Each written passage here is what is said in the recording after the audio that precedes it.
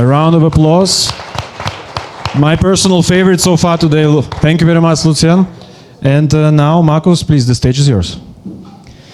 Thank you. Hello, everyone. I'm Markus Sabadello. I live here in Vienna. I'm local. And it's interesting that the last panel ended with the identity topic. I'm co-author of a standard called Decentralized Identifiers, and I will tell you a little bit about that.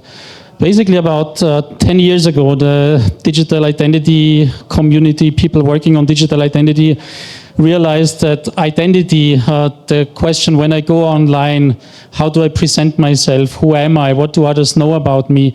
The topic of identity should be architected in a decentralized way. That's what we realized about 10 years ago when we had just learned about mass surveillance by nation states. We learned about surveillance capitalism. We learned that advertisers sell our data. We learned that data is the new oil, that we are not the customer but the product of companies like Google or Facebook. And so we said digital identity online should be built in a way that is independent of central authorities and intermediaries. Identity should not be something that is issued to me or given to me by some company or some authority, but it should be something that I control, that I can manage and create on my own.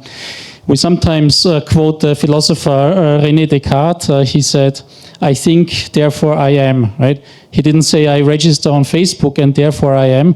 So identity as something that is inherent to me, that comes from me.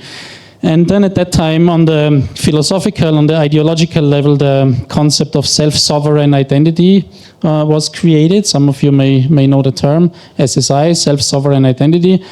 And on the technical level, we asked ourselves, how can we build such an identity system that is independent of central authorities?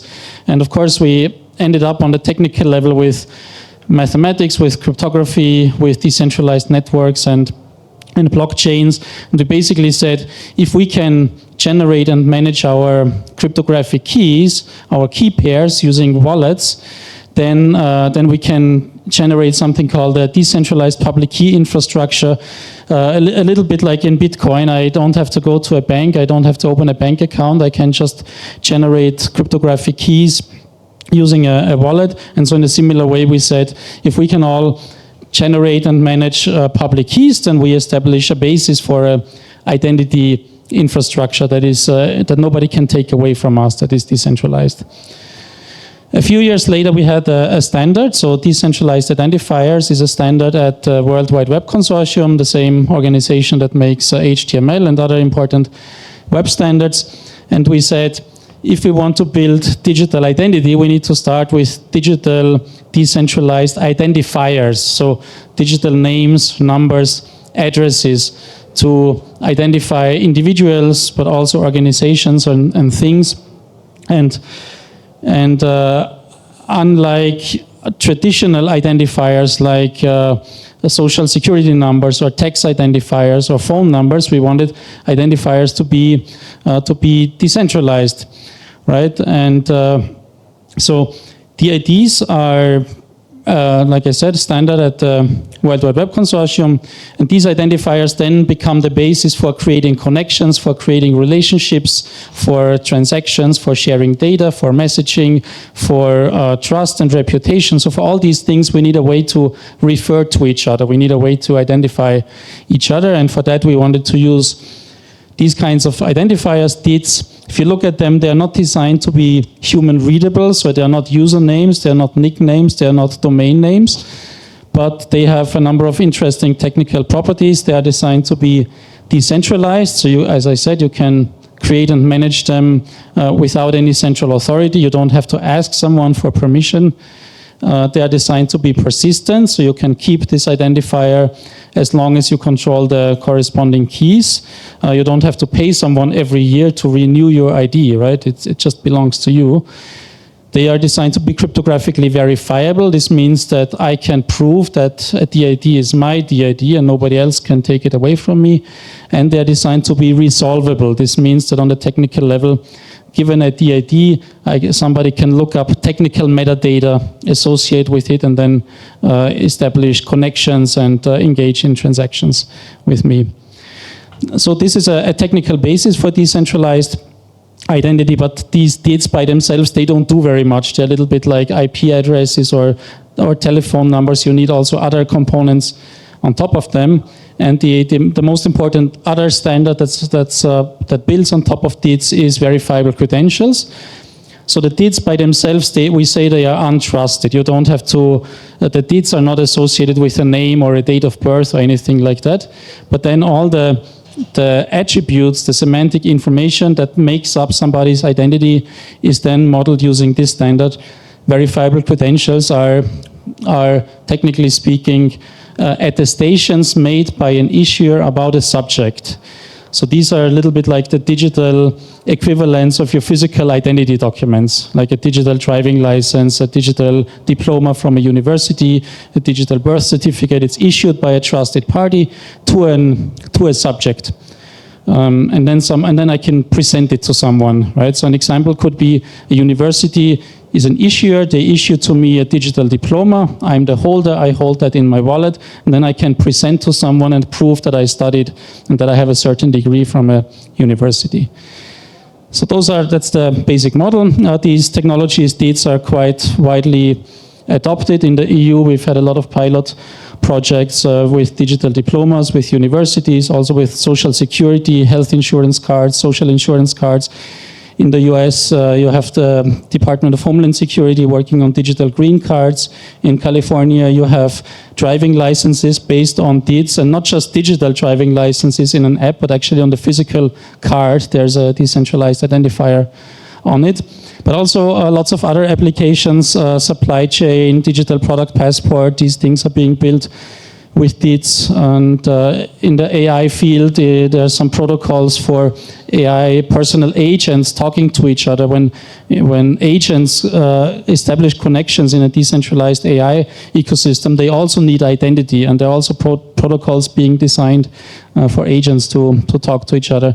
And then all the way to messaging, Blue Sky. If you use Blue Sky, then you have a DID, a decentralized identifier, and there's also work on adding this technology into many more protocols and applications.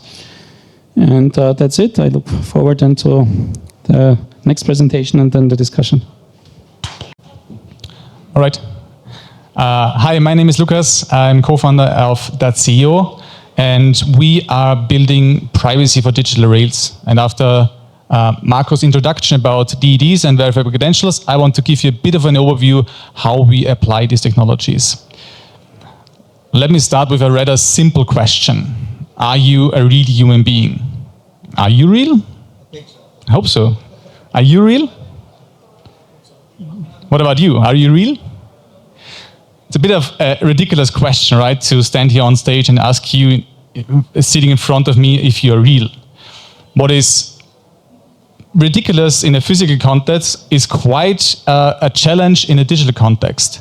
When someone is posting on social media, or someone buying concert tickets, or you jump on a video call with someone, the question if the other party is real is not that easy to answer anymore.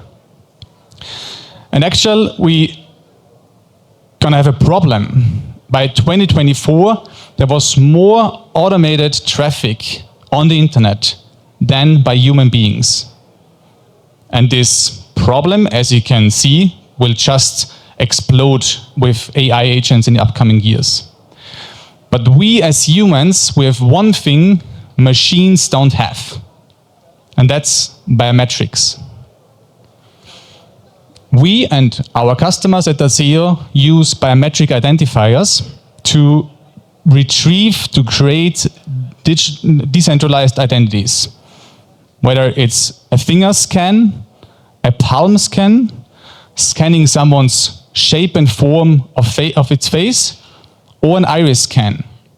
All of these are unique identifiers of a human being we can use to create a decentralized identifier. How does it work? On a very high level, it's quite simple. First, you need to somehow scan this physical object, right? Either by taking a picture, taking a video, applying some sensors. You translate this physical image to a digital value. You retrieve a digital hash value, in our case, of this physical object. You compare it against an existing database because you actually want to know, do I already know this person standing in front of me, or is this someone new?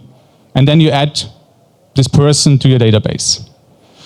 As you can see, we deal here with highly sensitive data, right? We don't want to end up that some private company is storing my iris image in a centralized database with full access to it. So that's where we come in at .co. We ensure that the entire process from collecting, storing, and managing this data is done fully encrypted using cryptography. One of our customers is World. They actually apply an iris scan to identify users. So a user approaches this device, which is called an orb, scans their iris. The device is retrieving this digital value. It encrypts the value on the device and sends it off to some network to compute on this data and check, do I recognize this human being? Is it someone new, or is someone I already know?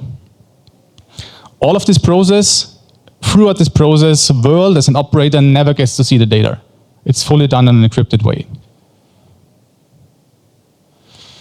So now we have a decentralized identifier based on our biometrics, but we also want to use this identity online, but also in a privacy-preserving way. And here comes a new technology to play, which is called zero-knowledge proof. Basically, we have two parties, a proofer, with a verifier, and we have a secret. So a proofer wants to convince a verifier that it knows a secret without leaking the secret to the verifier. That's the basic idea. Maybe you know that game, that book, which is called Where's Waldo? On this big image here of a beach scene, you need to find Waldo. So you are now the proofer. You want to convince me as the verifier that you know Waldo's position. By the way, that's the guy you're looking for. And once you have found the position, you want to convince me that you know where Waldo is without leaking the position to me. Obviously, you can just point it out and say, here's Waldo, but then I would also know the secret. I would also know where Waldo is. And that's what you want to avoid. And here you can apply a zero-knowledge proof. In our conceptualized example, we have Waldo's position as a secret, you as a prover, and I'm the verifier. What you can do, is you take a big black sheet of paper, you cut out the silhouette of Waldo, right? Then you take the picture of the beach scene and you put it right behind of this black sheet of paper. And you position it exactly so that through this cut out image of Waldo, I can see, looking from the front side to it, I can see Waldo through this silhouette, right? So that means you proved to me that you actually know the position of Waldo, because otherwise you won't be able to put this picture right behind of the cut-out silhouette, but still I don't know where Waldo is. So I can verify, actually you know it, but I still don't know where Waldo is. And that's the idea, the concept of zero-knowledge proofs. Obviously, we don't use Waldo and we don't use a black sheet of paper, but we use cryptography to prove certain statements on data without leaking this data. For example, I can prove I'm a human being and not an AI without leaking all my identity, without leaking my biometrics to you.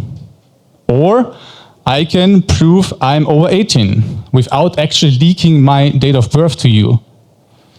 And that's the idea of zero-knowledge proofs, that's cryptography, and I think we're now gonna talk more about it in our upcoming panel. Thank you so much. Thank you very much, Lucas. Round of applause, please, for Markus Sabadello and Lucas Götz for this amazing presentation. We will, of course, continue it now in the next panel, which basically is about digital identity and zero-knowledge compliance without surveillance. The moderator of the panel is Stefan Kras, Senior Researcher and Area Manager at Austrian Blockchain Center Research for Cryptography, Technology and Security. Please, panelists, if you could come on the stage. And of course, to have an amazing introduction into the panel, we will have a privilege to hear another beautiful composition. This time it's Gavot by Max Reger. I'm doing work on DAOs. So.